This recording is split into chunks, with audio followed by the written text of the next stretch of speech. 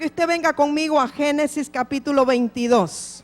Vamos, aquí nada más tengo las citas bíblicas para que le sea más fácil a usted leer. Y si usted tiene otra versión, la que tengo aquí es Reina Valera. Vamos a leer desde el verso 1, varios versos, creo que como 14, pero voy a ir leyéndolos por partes. Y después de leerlo todo, vamos a ir y desglosar la palabra. ¿Cuántos aman la palabra de Dios? ¿Y cuántos aman la revelación de la palabra de Dios? ¿Y cuántos aman obedecer y caminar en la revelación de la palabra de Dios? Muchos dicen que aman la palabra porque aman un libro escrito que se llama la Biblia. Y lo andan como Pancracio Santurrón debajo del brazo como un desodorante, ¿verdad? Pero eso no es el asunto, ahí no le hace ningún bien. Y hay otros que dicen que aman la palabra y la abren en el Salmo 23 o en el Salmo, ¿cuál es el otro? 90. ¡Ay! Se dio color, hermano Remo. En el 91 dice que la tiene abierta ahí en la sala. Y piensan, ¿verdad?, que al abrir la Biblia en el Salmo 91, los demonios que lleguen van a leer y van a salir huyendo. No funciona así. Y otros aman la revelación de la palabra, pero porque tienen comezón de oír. Cuando dice, aquí viene un profeta, allá van. ¿Y dónde está el otro? Allá va. Y este tiene revelación y van. Y tienen aquella colección de cassettes o de CDs o DVDs. O están escuchando la radio todo el día o viendo enlace todo el día. Y entonces de tanta revelación ya tienen indigestión. Porque no hay una revelación personal y no caminan en ella. Ahora yo oro a Dios que usted reciba revelación personal y propia, no la que Dios me dio a mí, la que Él le va a dar a usted. Ahora hay algo bien importante, cuando hablamos del tema de revelación, solamente es revelado aquello que ya fue dado. La revelación no es algo nuevo que viene, es algo que ya está pero que está encubierto. ¿Sí? Cuando van a desvelar o revelar una estatua que hicieron o un cuadro artístico, ¿verdad? ¿Qué es lo que pasa? Está cubierto con un manto y a la luz de todos le quitan el manto y usted puede ver la obra de arte o puede ver la estatua o puede ver lo que ya estaba allí, solo que fue desvelado o revelado. Ahora, la luz que produce la palabra misma, la palabra viva, la palabra activa, trae una revelación, una desvelación. Y cuando usted recibe palabra ungida, palabra de vida, palabra a través de alguien que vive esa palabra, entonces es revelado en usted el propósito de Dios y la misma revelación de esa palabra. Recuerden, Jesús estaba la vida y la vida era la luz de los hombres. Si nosotros caminamos ahora en Él, la vida está en usted, la vida está en nosotros, la vida está dentro y la vida es luz. Entonces la luz hace que la tiniebla vaya desapareciendo y usted de pronto va viendo parte tras parte tras parte hasta que todo el panorama es completo. Ahora vemos en parte, vemos parcialmente, vemos nubladamente, pero un día veremos todo tal y como Él es. Un día veremos toda la gloria de Dios, pero allí estamos caminando para llegar a la plenitud. Entonces, este día yo oro que haya revelación personal y particular a su vida. Yo sé que el Espíritu de Dios reveló a los profetas y a los apóstoles del Antiguo Pacto y del Nuevo Pacto respectivamente. Ellos recibieron revelación directa del trono de Dios. Y han recibido revelación de la palabra misma. Recuerde que cuando el apóstol Pablo, el apóstol Pedro, todos ellos estuvieron en la tierra, no existía la Biblia. De acuerdo, estaban los rollos de las escrituras del Antiguo Pacto, estaba la Torá, pero no existía lo que hoy llamamos Biblia. Entonces no era como que ellos agarraban la Biblia y empezaban a predicar o a enseñar de la Biblia, no era así. Ellos recibían revelación de la palabra y revelación de Cristo y entonces ellos compartían. Nosotros ahora tenemos la Biblia, pero muchos se están perdiendo la revelación personal particular que Dios quiere dar a sus vidas de la palabra. La palabra que Dios declaró y desató desde la eternidad para nosotros. Para cada uno de ustedes la palabra está interna, está allí, escrita en su espíritu, solo necesita ser desvelada. Así es que vamos a Génesis 22. Esta es una escritura muy conocida para nosotros. Dice, aconteció después de estas cosas era que Abraham y Abimelech habían jurado sobre un pozo que llamaron Beersheba. De hecho, Beersheba quiere decir el pozo del juramento. Y quiero decirles, mientras yo estaba leyendo esta mañana esa escritura, quiero decirle al apóstol José Luis, al apóstol David, el lugar donde ustedes están quedando se llama Beersheba. Lo nombramos así desde que hicimos las instalaciones. Y Beersheba quiere decir pozo del juramento. Y yo tengo la seguridad en mi espíritu que ha habido una alianza entre ustedes divina, un pacto, un juramento que los va a llevar muy lejos a las naciones. Y que van a impartirse el uno al otro y a complementarse. Y Dios va a seguir añadiendo este equipo ministerial. Pero siempre recordarán que en Beersheba, en el lugar del pozo del juramento, Dios hizo algo y unió sus ministerios. Y eso me lo hablaba esta mañana el Espíritu de Dios. Entonces eso era lo que acababa de ocurrir cuando dice: aconteció después de estas cosas que probó Dios a Abraham y le dijo: Abraham, y él respondió: heme aquí. Y dijo: toma ahora tu hijo, tu único Isaac, a quien amas, y vete a tierra de Moriah y ofrécelo allí en holocausto sobre uno de los montes que yo te diré. Y Abraham se levantó muy de mañana y enalbardó su asno y tomó consigo 2 siervos suyos y a Isaac su hijo, y cortó leña para el holocausto y se levantó y fue al lugar que Dios le dijo. Seguimos versos 4 y 5. Al tercer día, diga conmigo, al tercer día, alzó Abraham sus ojos y vio el lugar de lejos. Entonces dijo Abraham a sus siervos: esperad aquí con el asno, y yo y el muchacho iremos hasta allí y adoraremos y volveremos a vosotros. Seguimos versos 6 al 8. Y tomó Abraham la leña del holocausto y la puso sobre Isaac su hijo, y él tomó en su mano el fuego y el cuchillo, y fueron ambos juntos. Entonces habló Isaac a Abraham su padre y dijo: Padre mío. Y él respondió: heme aquí, mi hijo. Y él dijo: he aquí el fuego y la leña, mas ¿dónde está el cordero para el holocausto? Y respondió Abraham: Dios se proveerá de cordero para el holocausto, hijo mío. E iban juntos. Verso 9 al 12. Y cuando llegaron al lugar que Dios le había dicho, edificó allí Abraham un altar y compuso la leña y ató a Isaac su hijo y lo puso en el altar sobre la leña, y extendió Abraham su mano y tomó el cuchillo para degollar a su hijo. Entonces el ángel de Jehová le dio voces desde el cielo y dijo: Abraham, Abraham. Y él respondió: heme aquí. Y dijo: no extiendas tu mano sobre el muchacho ni le hagas nada, porque ya conozco que temes a Dios, por cuanto no me rehusaste tu hijo, tu único. Y ahora versos 13 al 14. Entonces alzó Abraham sus ojos y miró, y he aquí a sus espaldas un carnero trabado en un zarzal por sus cuernos. Y fue Abraham y tomó el carnero y lo ofreció en holocausto en lugar de su hijo. Y llamó Abraham el nombre de aquel lugar: Jehová proveerá.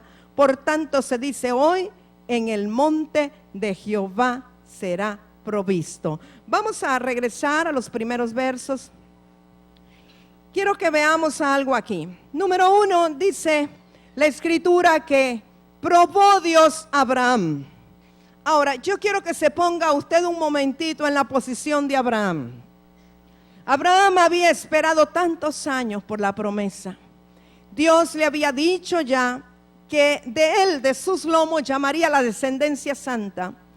Dios se había glorificado en un milagro en el vientre de Sara, quien siendo ya de muchos años, y Abraham ya viejo, había concebido y había ella dado a luz el hijo de la promesa, que era Isaac. Recuerde que antes de que se realizara este milagro, vamos a decir, antes de que ella quedara embarazada, de que Sara quedara embarazada de Isaac, anteriormente Sara en su, vamos a decir, en su desesperación o en su afán de ayudarle a Dios, ¿cuántos aquí, cuando Dios les ha dado una palabra profética o les ha hablado de un milagro, han entrado en angustia y en desesperación, y por cuanto no se cumple, quieren ayudarle a Dios? A ver, sean sinceros, ¿cuántos lo han hecho? Qué barbaridad, solo yo, ¿verdad? Aquí la mayoría lo hemos hecho. Dios nos habla, nos dice el qué, nos dice quizás el cuándo, no, nos dice el cómo, no nos dice el cuándo. Y cuando no ocurre, Entonces queremos nosotros ayudarle a Dios para acelerar el proceso. Yo quiero decirte, amado mío, Dios tiene su tiempo, Él vive en eternidad y Él no está apurado. Los apurados somos nosotros. Y muchas veces Dios te da una palabra aún para probar cuánto tú le has creído que lo que Él dijo es verdad. Porque como que somos tan naturales, somos tan sensuales no lo digo en un mal sentido, sino que nos guiamos por nuestra mente, por nuestros ojos, que cuando no vemos, entonces dejamos de creer o pensamos que Dios ya se olvidó, que se abortó el propósito. Y entonces Sara, como veía que ella se iba poniendo vieja, ya le había venido la menopausia, ya dijo naturalmente, no es posible que yo quede embarazada.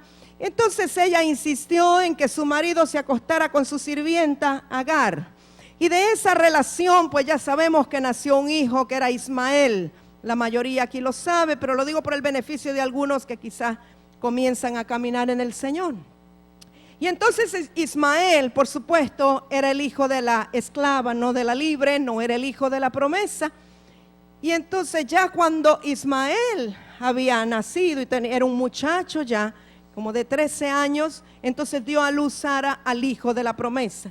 Ahora imagínese usted, Abraham había esperado tantos años la promesa, tiene al hijo de la promesa, sabe que Dios le habló, Dios le dijo que en ese hijo sería llamada la descendencia, pero de pronto el mismo Dios que le dice que en él sería llamada descendencia, decide probar el corazón de Abraham.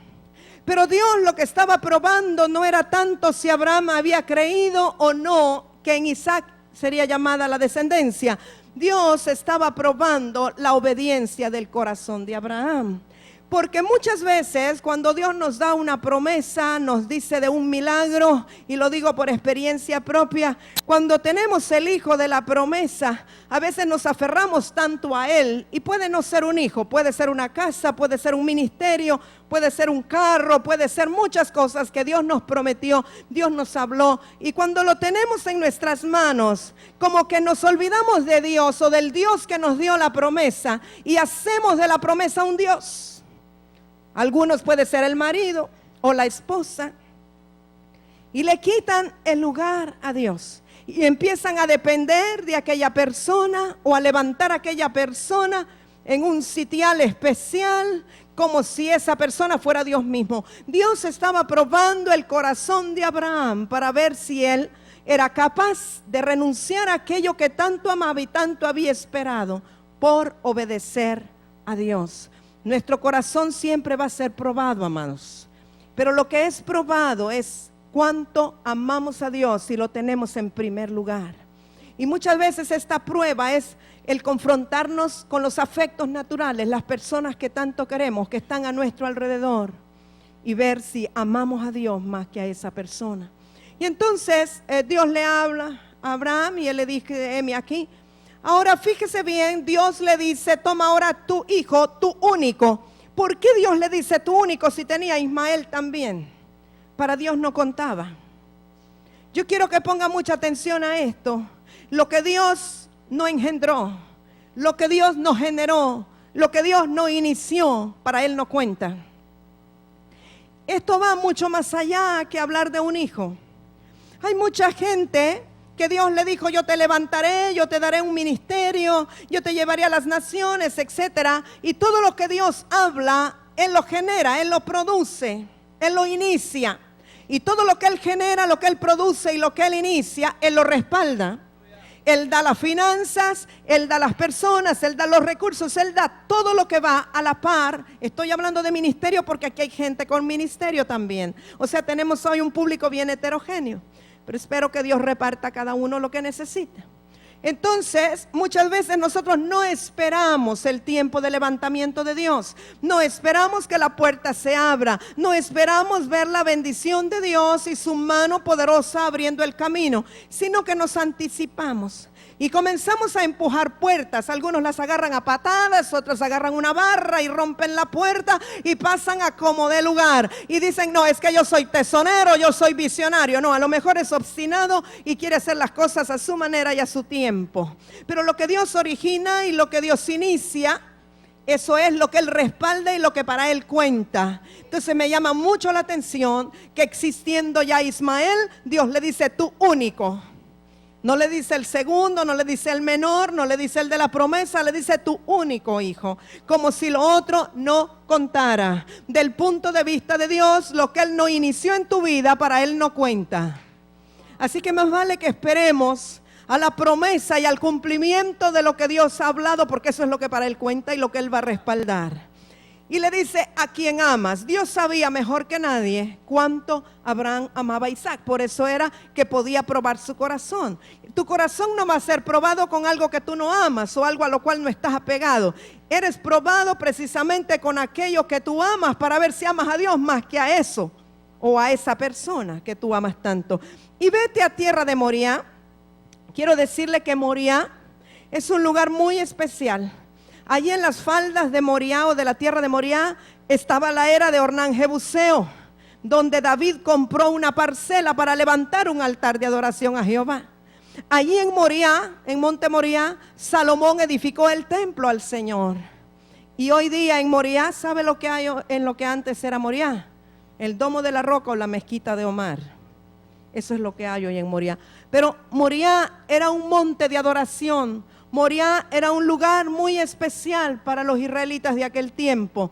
Y le dice, y ofrécelo allí en holocausto sobre uno de los montes que yo te diré. Holocausto es una ofrenda del todo quemada.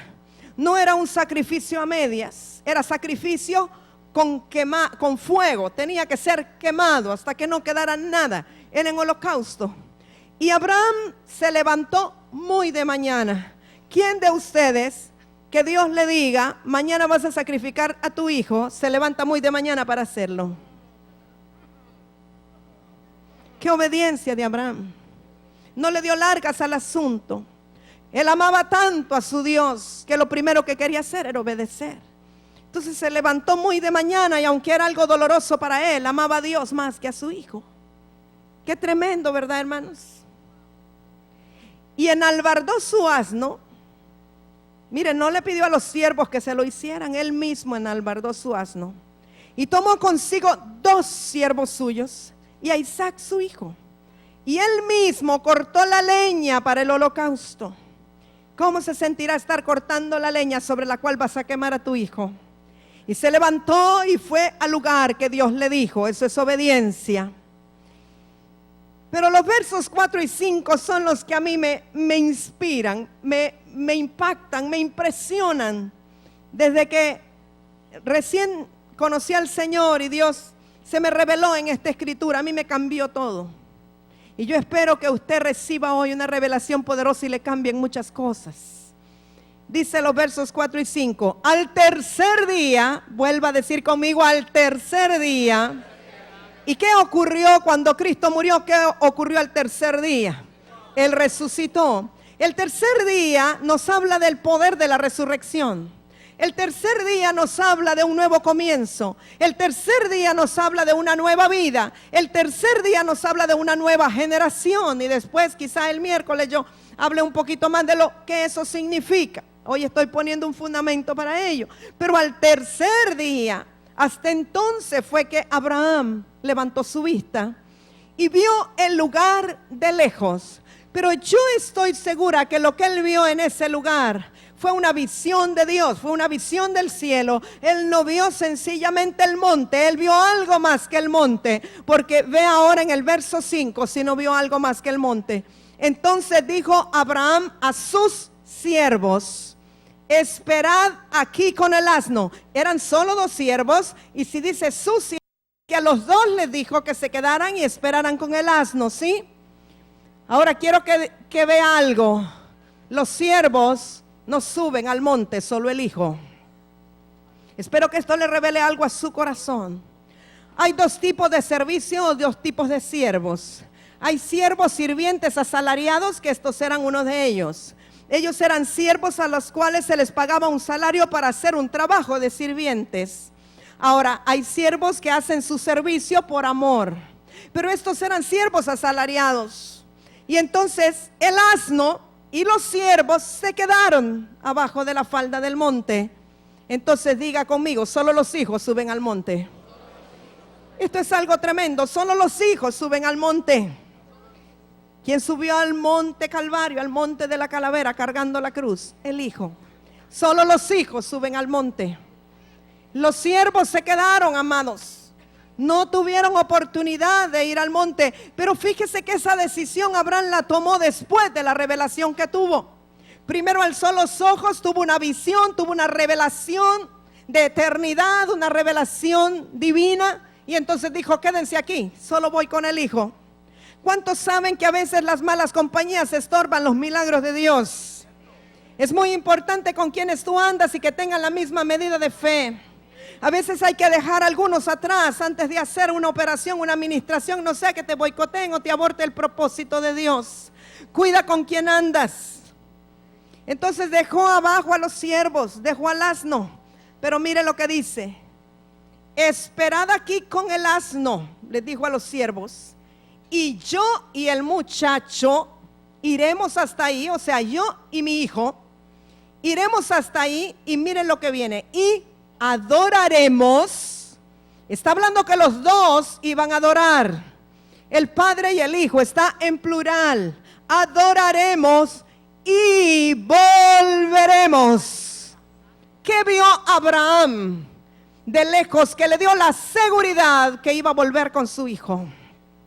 El poder de la resurrección. Él vio el poder de la resurrección del tercer día. Y él supo que su hijo no moriría, sino que viviría. Y por eso con seguridad dijo, adoraremos y volveremos los dos. No dijo y voy a volver. No dijo lo voy a sacrificar, no dijo voy a adorar, lo ofrezco en holocausto y vuelvo, no. Dijo adoraremos los dos y volveremos los dos. Porque él había tenido una revelación previa de la resurrección, que su hijo no iba a morir. ¿Y cuántos saben que el hijo no se quedó en la tumba no pudo retenerlo y que al tercer día resucitó? El poder de la resurrección. Amado mío, la iglesia del Señor Jesucristo está en su tercer día. Para el Señor un día es como 1000 años. Estamos en el tercer milenio. Estamos en el tercer día y el poder de la resurrección se está manifestando. Pero 2007 es el año de la plenitud del tercer día. Así es que usted tiene que esperar ese poder de Dios vivificando sus cuerpos mortales. Tiene que esperar la vida poderosa del Espíritu Santo. Porque el mismo Espíritu que levantó a Jesús de entre los muertos, el mismo Espíritu que le dio vida a Isaac y no murió, ese es el que levantará su iglesia en el tercer día. Porque en Isaac es llamada descendencia. La vida de Isaac representa la vida de todos los que somos de la promesa. ¿Qué hubiese pasado si se sacrifica a Isaac? No hubiese habido la descendencia santa que nació de los lomos de Abraham a través de la descendencia en Isaac. Entonces no podía morir. Pero Dios estaba probando el corazón de Abraham. Pero esto es poderoso. Al tercer día se te abren los ojos. Al tercer día te viene la revelación. Al tercer día comprendes el poder de la resurrección. Al tercer día comienzas a caminar en una vida nueva. El tercer día no es lo mismo de lo que fue ayer. Cuando Jesús resucitó, los dones ministeriales que Él dio no eran iguales que lo que impartió a los apóstoles del Cordero, a los que anduvieron con Él. Fue un mayor nivel de gloria y un mayor poder y un mayor nivel de autoridad. Y eso vamos a hablarlo después. Pero ahora estamos hablando en el tema del Hijo y de la adoración. Entonces, la visión que tuvo Abraham fue algo poderoso. Y dice que tomó Abraham la leña del holocausto, pero ya había tenido la revelación, y la puso sobre Isaac, su hijo. Isaac representa, tipifica a Jesucristo. Por eso decimos que Isaac debe haber tenido como unos 33 años, no como lo pintan, que creen que porque dice el muchacho tenía como 12 años. No, yo creo que Isaac tenía muchos más años, porque él está cargando la leña sobre la cual supuestamente él va a ser sacrificado, como Jesús cargó el madero. Y él tomó en su mano el fuego y el cuchillo. Fuego y cuchillo, elementos de muerte, fuego y cuchillo. ¿Sabe lo que significan los cuchillos afilados? ¿Para qué son los cuchillos? ¿Para qué los usó Josué? Para circuncidar. Con la palabra somos circuncidados. Entonces los dos elementos de muerte, amados, que vienen sobre nosotros antes del tercer día o en este tiempo o en finales del 2006 son fuego y cuchillo. La palabra será como un cuchillo, como una espada afilada que separe lo que es del alma y lo que es del espíritu. La iglesia ha caminado mucho en sensualidad. La iglesia ha caminado mucho en carnalidad. La iglesia ha caminado o ha andado o ha operado mucho en dogmas de hombre, doctrinas de hombre. Eso es de la carne. Pero el cuchillo afilado viene para quitar el prepucio, para quitar lo que está estorbando la verdad, para discernir, para que entre hasta los tuétanos la palabra, que parta las coyunturas y te separe lo que es de la carne y lo que es del espíritu. Eso es lo que te va a penetrar, el cuchillo y el fuego. El fuego de Dios es para purificar, el fuego de Dios es para quemar, el fuego de Dios es para traer un mayor nivel de santidad a su pueblo. El cuchillo sin el fuego no funciona, porque el holocausto tiene que ser una ofrenda del todo quemada. Y el holocausto primero enterrabas el cuchillo y después ponías el fuego. O sea, la palabra revelada, la palabra que te corta, es la base y es el fundamento para que el fuego pueda quemar. Si tú solo tienes espíritu, solo tienes fuego, pero no estás fundamentado en la palabra, llegará un momento que te vas a la emoción. Y si solo tienes cuchillo y solo tienes palabra, pero no tienes el fuego, puedes ser un teólogo docto, pero no vas a impartir vida. Tiene que haber una muerte total para que haya resurrección. Yo no conozco vivos que han resucitado. El único que resucita es el que se murió. Y la iglesia necesita morir a sus viejas dogmas, a sus viejas doctrinas, a sus viejos argumentos. Necesitamos ser traspasados con cuchillo y ser quemados con fuego para resucitar al tercer día y levantarnos como la iglesia gloriosa que Él quiere. Una iglesia que tenga su naturaleza. Una iglesia que viva conforme a su vida. Una iglesia que sea impartida del trono. Una iglesia que conozca el corazón del Padre. Una iglesia diferente, no la que hemos visto en este tiempo. Es algo totalmente nuevo. No digamos, es que voy a mejorarle aquí, voy a mejorarle allá, que me queme el fuego solo de este lado y me deje el otro bueno. No, que el cuchillo solo me lo entierre aquí, pero no allá. No, amados míos, una ofrenda del todo quemada. Eso es un holocausto. Y eso es lo que Dios quiere hacer con nosotros en este tiempo. Y entonces dice Isaac, pregunta más, ¿dónde está el cordero para el holocausto? Él mismo sabe lo que significa. Y respondió Abraham, Dios se proveerá de cordero para el holocausto, hijo mío. E iban juntos. Siempre, oiga bien, siempre que hay un holocausto es porque hay un cordero. Un cordero te habla de la naturaleza de Cristo. Ninguno de nosotros va a estar dispuesto a hacer una ofrenda del todo quemado si no tiene naturaleza de cordero. Los cabros no se dejan degollar. Gritan, patalean y hacen de todo, pero no se dejan degollar. Entonces, para que haya un holocausto, tiene que haber naturaleza de cordero. Génesis 22, 9 al 12. Y cuando llegaron al lugar que Dios le había dicho, edificó ahí Abraham un altar y compuso la leña. Tenía que estar bien arreglada. Y ató a Isaac su hijo y lo puso en el altar sobre la leña. ¿Cuántos saben que el máximo holocausto de toda la historia fue Jesucristo puesto sobre el madero? Esa ha sido la ofrenda más grande de todos los tiempos. Él ha sido el adorador por excelencia porque Él mismo fue la ofrenda puesta en el altar. No es que Jesús fue y ofreció algo más. Él se ofreció sobre el altar. Y estuvo bien arreglado el madero y bien arreglada la leña para que fuera crucificado y colgado y puesto allí, para que fuera una ofrenda agradable al Padre. Él fue una ofrenda del todo quemada. Ahora, así como Abraham fue probado en su corazón y tuvo que ver el poder de la resurrección, pero primero dijo, sí Señor, estoy dispuesto, y se levantó temprano, hizo todo lo necesario. Así también Jesús tuvo que ir al huerto de los olivos, y allí Él renunció al derecho que tenía de no haber ido a la cruz. Él podía haber dicho, no voy, no quiero. Él podía negarse, pero Él murió verdaderamente en su alma, en sus sentimientos, en sus emociones. Él tuvo un encuentro en otro monte, el monte de los olivos, y allí Él entregó su voluntad al Padre.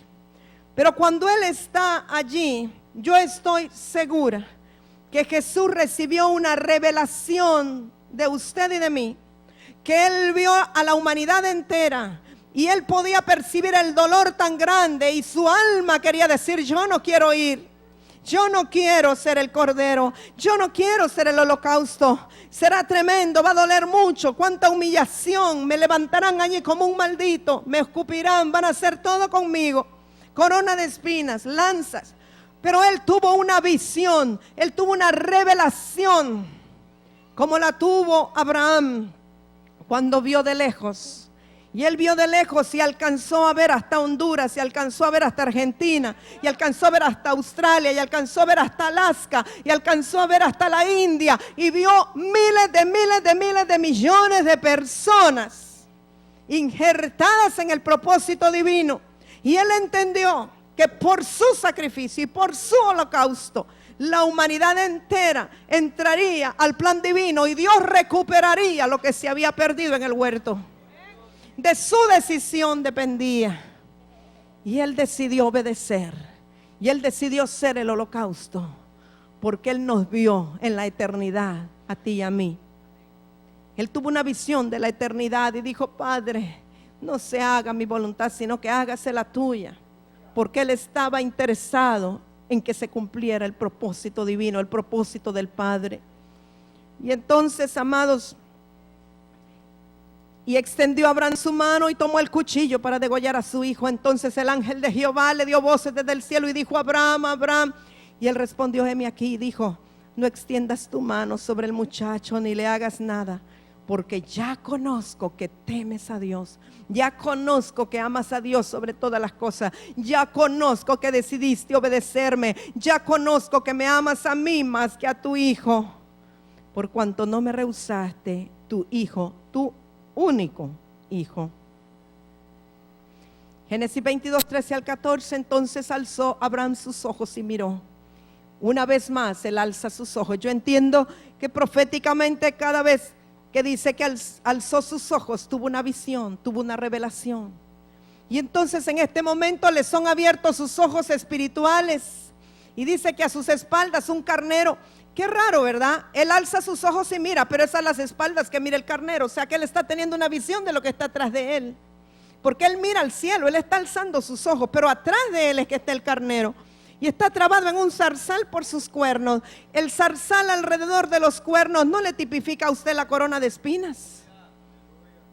Dios se proveyó de un carnero para que Isaac no fuera sacrificado. Carnero, el diccionario dice que es el macho de la oveja.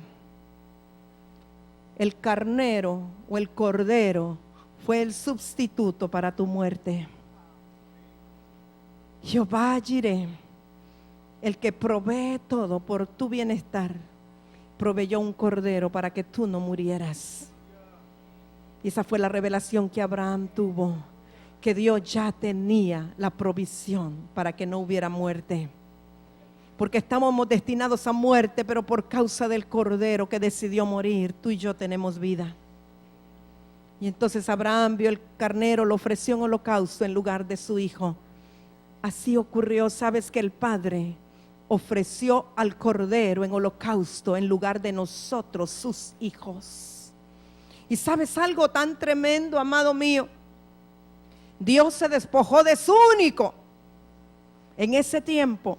Así como Abraham, además de Isaac, tenía a Ismael, en ese tiempo Dios tenía hijos por creación, pero que habían desobedecido, los viejos Adanes. Pero tenía un único que era hijo de sus entrañas, de sus genes, la palabra misma, el verbo de Dios, que fue encarnado en el vientre de María por el soplo del Espíritu Santo sin que hubiese intervención de esperma de hombre. Ese era para él el único en ese momento, por naturaleza. Aunque tenía otros que eran hijos de esclavitud, había otros por creación que eran hijos, pero para él contaba un único, el que tenía la naturaleza del Padre. Pero de tal manera amó Dios a aquellos que eran hijos de esclavitud, que no escatimó en dar al único que tenía sus genes y su naturaleza, porque al dar al unigénito, al ofrecer él al unigénito, entonces una vez que resucitara y subiera en gloria, ya no sería el unigénito, se convirtió en el primogénito de muchos. Ahora nosotros tenemos la naturaleza del que era único. Ahora nosotros somos no solo la descendencia de Abraham, sino la descendencia del Padre. Somos los herederos, tenemos la naturaleza del Hijo. ¿Saben lo que significa? Que el Padre nos amó más a nosotros que al propio Hijo de su naturaleza, porque a Él lo sacrificó para que nosotros tuviésemos la de Él, para que ya no fuera uno. Ahora Él es el primogénito, pero dejó de ser el unigénito. Ahora son muchos hermanos que tenemos la naturaleza del hermano mayor. Yo oro que esto les sea revelado, porque hasta que es revelado que tenemos la misma naturaleza del Padre, hasta que nos es revelado que en verdad Jesús murió para que nosotros fuésemos sus hermanos, entonces podremos caminar con la identidad que Dios quiere. La iglesia del Señor Jesucristo, hablo los hijos, muchos hijos de Dios, caminan sin saber que son hijos, y caminan como bastardos o como huérfanos, sin saber que son herederos, sin entender que por eso murió Cristo, para que tengamos todas las bendiciones del Padre. ¿Y cuántos hay que religiosamente hacen culto, escuchan palabra, hacen actividades, predican el evangelio, hacen todos los ritos religiosos que se hacen en una iglesia, pero no actúan como hijos, no tienen dignidad de hijos, no andan como hijos, no saben que son hijos, desconocen que tienen derecho a todo lo que es del Padre? Pero el propósito de Dios siempre fue tener hijos. El propósito de Dios desde el principio, desde el huerto, fue tener hijos. Pero cuando esa primera pareja pecó, cuando escucharon la voz de la serpiente, cuando ella escuchó la voz de la serpiente y lo creyó la mentira, cuando fue seducida, y cuando ella a su vez dio la palabra a su marido y él fue seducido y pecaron, ellos no actuaron como hijos. Ellos se escondieron, tuvieron vergüenza, se hicieron taparrabos. Y si ellos hubiesen tenido una actitud diferente y hubieran reconocido que tenían un padre amoroso y hubiesen ido en condición de hijos, el Padre les hubiese perdonado. Pero su actitud fue diferente. Entonces hubo que esperar a que viniera el postrer Adán, quien sí actuó como hijo, para que nosotros seamos hijos igual que Él. Dios no tiene bastardos y Dios no tiene nietos en la iglesia, Él solo tiene hijos. Porque muchas veces creemos, no, yo tengo un padre espiritual y a él le oye Dios, voy a ir a consultarle a mi padre espiritual a ver qué le dijo Dios para mí. Dios no tiene nietos, Dios solo tiene hijos. Y el propósito de Dios es tener una comunicación y una comunión directa con sus hijos. Él quiere sentarse a platicar con sus hijos, Él quiere hablar con ellos y quiere escucharles sin tener intermediarios, sino que una plática directa. Dios sacrificó a su hijo para tener muchos hijos, y eso es algo tremendo. Y dice que llamó a Abraham el nombre de aquel lugar: Jehová proveerá. Por tanto se dice hoy: en el monte de Jehová será provisto. Muchas veces tomamos esta palabra de Jehová Jireh solo para cosas económicas. Eso es parte de, pero no es lo principal. Lo que la Escritura está diciendo, que en el monte de Jehová, en el monte de la crucifixión, será provisto un cordero para que nosotros no muramos. Eso es lo que está profetizando. Entonces, la mayor provisión de Dios, o la principal provisión de Dios, cuando hablamos de un Jehová Jireh, es que proveyó a su propio Hijo y con Él proveyó la sangre para la redención. Y con Él proveyó su propio cuerpo, su propia carne. Con Él proveyó la salvación, la liberación. En Él vino la salud, la sanidad. Esa es la mayor provisión. Y cuando entendemos que Él es nuestra provisión, en Él vendrán todas las cosas. Porque en Cristo tenemos salud. Óigalo bien. La voluntad de Dios es que los hijos de Dios no solo tengan sanidad, sino que tengan salud, porque hay una diferencia. Para tener sanidad usted se tiene que enfermar para que lo sanen, pero si usted vive en salud, usted no se enferma. Entonces lo que Dios quiere es que usted viva en salud, porque en Él está la vida eterna, y la vida eterna es salud. Si lo tenemos a Él, en Él tenemos liberación y redención, y en Él tenemos prosperidad económica. Prosperidad en todos los aspectos de nuestra vida. Pero la provisión de la cual habla la Escritura, que en el monte de Jehová será provisto, se habla del Cordero. El Cordero es nuestra provisión. Y muchas veces andamos buscando las cosas que necesitamos. Hoy, Señor, tú eres Jehová Jireh, nuestro proveedor, nuestra provisión. Danos esto, danos lo otro. Si tienes a Cristo, con Él vendrán todas las cosas. Si en verdad estás viviendo en la naturaleza de Cristo, en Él están todas las cosas. Él es nuestra provisión. Él es la provisión del gozo. Él es la provisión del aceite, de la unción. Él es la provisión del vino. Él es la provisión del trigo. Él es la provisión de la palabra digerida, cernida. Él es la provisión de todo. En el monte de Jehová será provisto. Yo quiero que usted vaya también conmigo a Juan 4. Porque de ese mismo monte le habló el Señor Jesús a la samaritana. No vamos a leer todo el capítulo, pero usted conoce muy bien este pasaje. A Jesús le era necesario pasar por Samaria.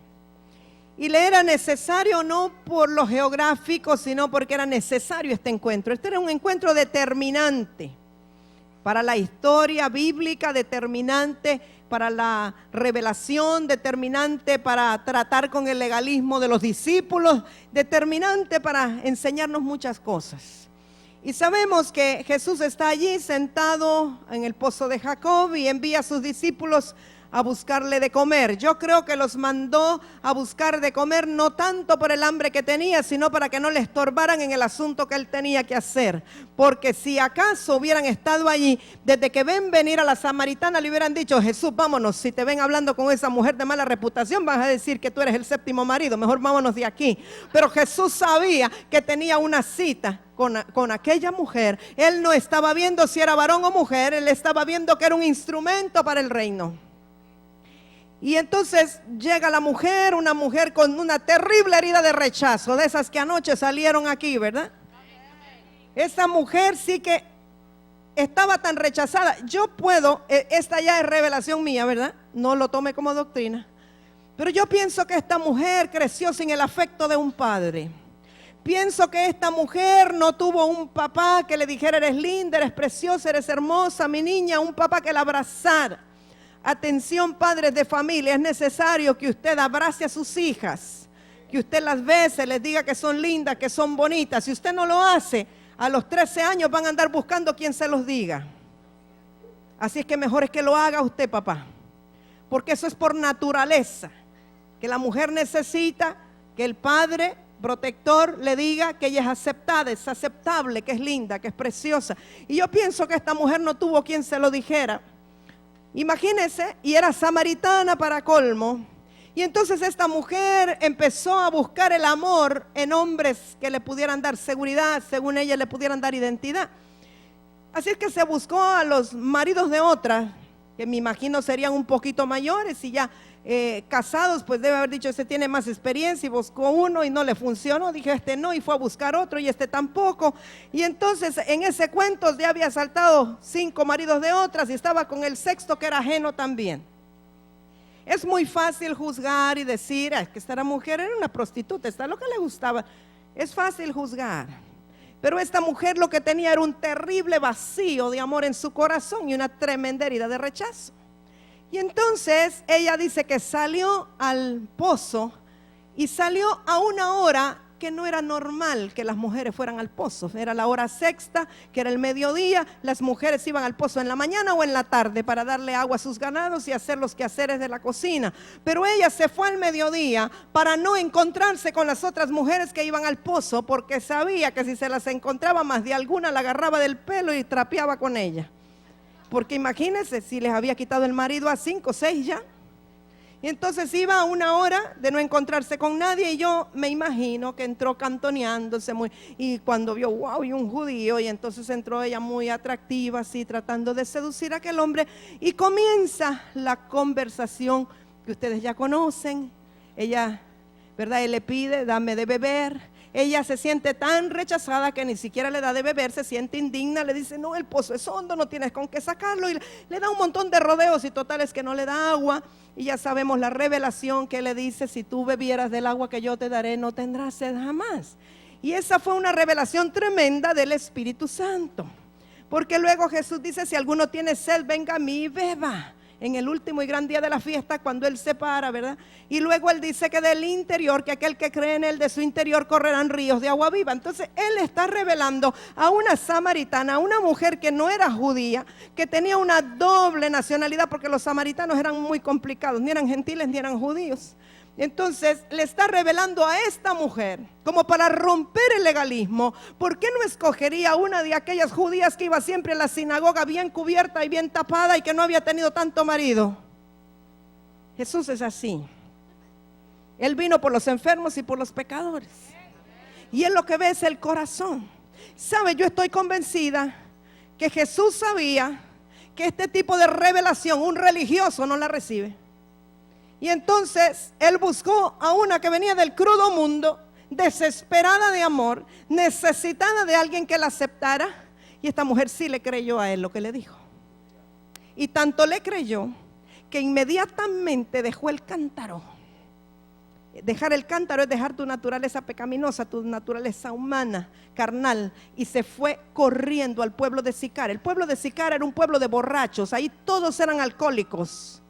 O sea que los maridos de ella tienen que haber sido alcohólicos también. Pero a esta mujer no le importó que la conocían, no le importó que eran sus examantes, no le importó que allí estaban las contrincantes. Esa mujer estaba tocada por el poder de Dios. Esa mujer había entrado en una nueva dimensión. Esa mujer había encontrado la fuente del amor y la fuente de la vida. Ella era una mujer cambiada, era una mujer nueva. Y ella solamente corrió a decir, venid y ved que ha venido el Cristo. Y todo el pueblo se convirtió. Y los que no creyeron fueron a ver a Cristo y también se convirtieron. Yo no he visto campaña evangelística más efectiva en toda la historia que esa. Y fue una mujer. Bueno, pero yo quiero que veamos lo que el Señor le revela a esta mujer, que es el punto. Le dijo la mujer, Señor, me parece que tú eres profeta. Eso es cuando Él le dice que 5 maridos has tenido, el que ahora tienes no es tu marido. Entonces ella dice, ¿cómo sabe? ¿Cómo supo? Él le dice, me parece que eres profeta. Y luego ella le sigue diciendo, nuestros padres adoraron en este monte. Está hablando del monte Moriah, del monte Gerizim. Está hablando la samaritana, que algunos le llamaban Gerizim al Moriah. Y vosotros decís que en Jerusalén es el lugar donde se debe adorar. Ella se está refiriendo también a la adoración de Abraham. Se está refiriendo al mismo lugar de adoración y al mismo monte. Entonces aquí ella está exponiendo lo que religiosamente o legalistamente se hacía, ¿verdad? Porque no era el tiempo de la gracia, era el tiempo de la ley. Iban y levantaban un altar que podía ser de piedra, podía ser de leña, y ahí ofrecían adoración y ofrecían holocausto a Dios. Y esa era adoración para ellos. Y el pueblo judío pues tenía inclusive días en los cuales hacían ofrendas, hacían holocaustos. Pero ella lo que está inquieta, ¿cómo es posible que una mujer samaritana pecadora se encuentra con este profeta? Para ella era el profeta, no entendía en ese momento tal vez que era el Hijo de Dios. Y lo primero que le pregunta es del tema de la adoración. ¿A quién se le ocurre, verdad? Si no es que esta mujer ya estaba de verdad impregnada por la palabra de Dios y que sencillamente ante la presencia de Jesús le fue revelado. O sea, la verdad estaba allí.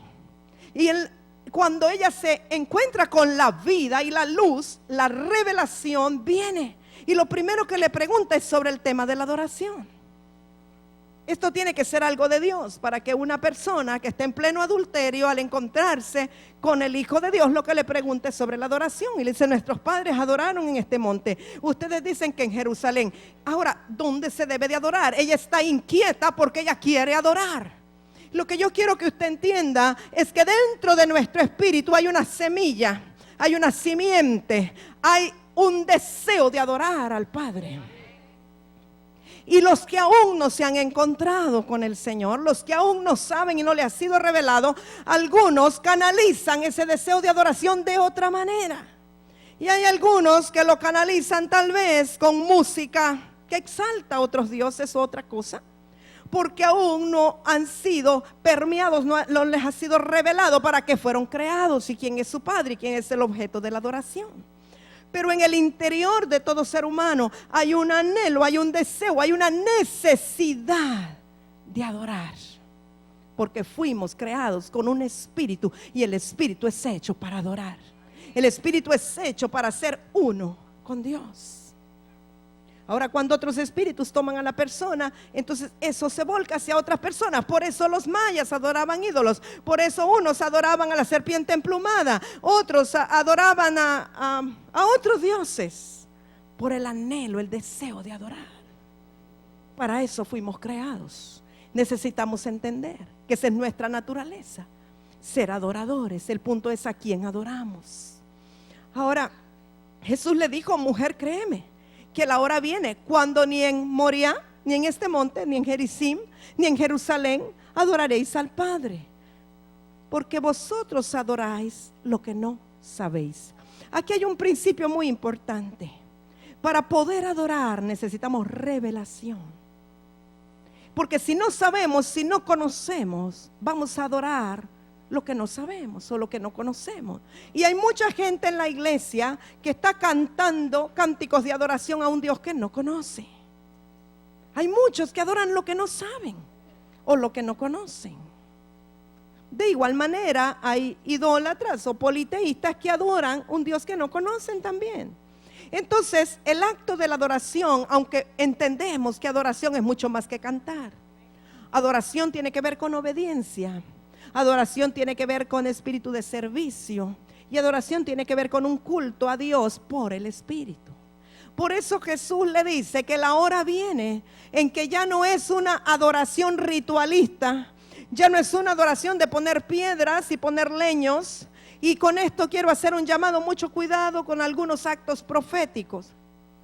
Muchas veces queremos imitar lo que hicieron en el antiguo pacto. Y entonces en el deseo de imitar, levantamos altares y ponemos, y está bien hacerlo como una señal profética, pero a veces hacemos una adoración a través de esos lugares o de esos altares o de esas señales proféticas. Fíjese que en un año nosotros, uno de los eventos proféticos que hicimos, creo que fue en el año 2000, que fue en San Pedro Sula, en el Colegio de Ingenieros, hicimos o emulamos una arca del pacto con los querubines y la pintamos y todo. Después me di cuenta que la Biblia decía que ninguno tenía que hacer otra arca, pero en ese momento la hicimos y la pusimos como algo profético. De hecho, hubo hermanos que la llevaban cargada, ¿verdad? En el desfile de entrada del evento, y la pusimos ahí y todo el mundo estaba muy emocionado. Y cuando terminó el evento, pues trajimos el arca para acá. Y entonces venía gente de diferentes iglesias para ver el arca. Y entonces dije, deshagamos inmediatamente esto. La convertimos en escritorio y la tengo allá en Valle Bonito. Espero que nadie vaya a ir allá a ver el arca, porque ya no tiene forma de arca, es un escritorio. Lo que quiero decirle, que a veces la religiosidad del ser humano, porque la religiosidad es algo que viene inherente al viejo hombre, al Adán. Entonces nos mueve a hacer cosas paganas, idolátricas, legalistas, cultos y adoraciones que no son en espíritu.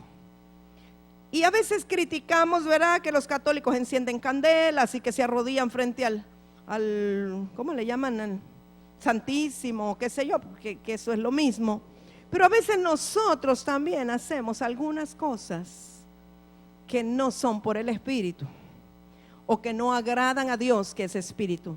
Nunca olvidemos que Él es espíritu y que los que le adoran en espíritu y en verdad han de adorarle. No es algo humano, no es algo natural. Él quiere en primer lugar la adoración profunda que viene del corazón y del espíritu. Y de eso tiene que generarse, tiene que emanar todo lo demás que Él nos indique hacer.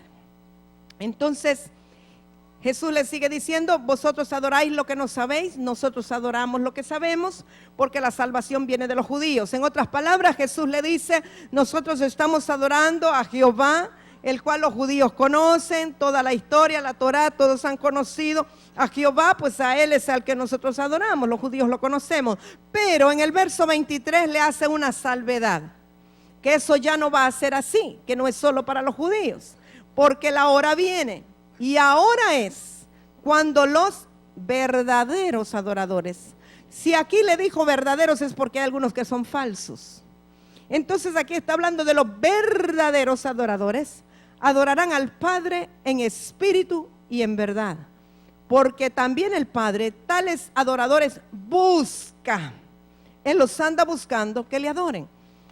Dios es espíritu y los que le adoran en espíritu y en verdad es necesario que adoren. Esta mañana mientras oraba, el Espíritu de Dios me reveló algo. A lo mejor para ustedes es viejo, para mí es nuevo. Cuando le he revelado algo es como ¡wow! ¡Qué tremendo! Y a lo mejor para otros ya le fue revelado hace muchos años, pero para mí fue algo nuevo y yo se lo voy a decir. El Espíritu de Dios me dijo: solo los hijos pueden adorar. Por eso empecé con el tema del hijo, que solo el hijo sube al monte. Solo los hijos pueden adorar. Ahora, no solo basta que usted diga: yo soy un hijo de Dios, yo hice una oración. Es que tenemos que ser nacidos de nuevo, nacidos del agua y del espíritu. Tener una nueva naturaleza, ser un espíritu con Él. Porque solo siendo un espíritu con Él podemos adorarle en espíritu. No hay otra manera. Entonces los hijos son los que tienen los genes del Padre. Y por esos genes del Padre que están en ellos, es que le adoran a Él. El que no tiene los genes de su padre, sino que su padre es otro, como ayer hablaba el apóstol José Luis, que sos de vuestro padre el diablo, entonces esos buscarán adorar a otro padre o a otro Dios. Pero si somos un espíritu con Él de verdad, los hijos ya traen la esencia, la sustancia para adorar al Padre Dios. Y eso solo es activada, la revelación es activada cuando vienen al encuentro con Jesucristo, como le pasó a la samaritana. Y algunos son activados por una palabra profética, son activados por la palabra del evangelio, son activados porque la palabra activa la obra que ya está dentro. Y entonces cuando esto es activado, ellos pueden convertirse en adoradores en espíritu. Y hay quienes pueden ser excelentes músicos, son excelentes cantores, pueden hacer muchas cosas buenas en la iglesia, pero si no son un espíritu con Él, si no les ha sido revelado, si no han sido activados, ellos no pueden ser adoradores. El ser un espíritu con Él nos convierte en adoradores de 24 horas al día, 7 días a la semana. Porque no solo es mientras estás cantando, no solo es mientras estás en la iglesia, no solo es mientras tienes las prácticas de alabanza, es una vida, es un modo de vida. Porque el hijo como Isaac, el hijo como Jesús, el hijo siempre está dispuesto a darlo todo por el Padre, por obedecer al Padre, por honrar al Padre, por exaltar al Padre. Por eso necesitamos la revelación del Padre y necesitamos la revelación de que somos hijos. Y algunos lo pueden repetir como palabras vacías y repetir la escritura: y si hijos también herederos. Pero estás haciendo uso de la herencia. Y cuando hablamos de herencia no solo hablamos de dinero. Estamos hablando de dones ministeriales, estamos hablando de los dones del Espíritu, estamos hablando de una naturaleza divina, estamos hablando de un ropaje real. Estamos hablando de un nuevo andar, de un nuevo caminar. Estamos hablando de la bendición de tener la palabra y la voz de Dios que nos dirige, que nos guía. Estamos hablando de la revelación de la palabra misma. Todo eso es herencia. Estamos hablando de autoridad para calmar los vientos y la tempestad. Autoridad sobre espíritus inmundos. Todo eso es parte de la herencia. Estamos caminando como herederos.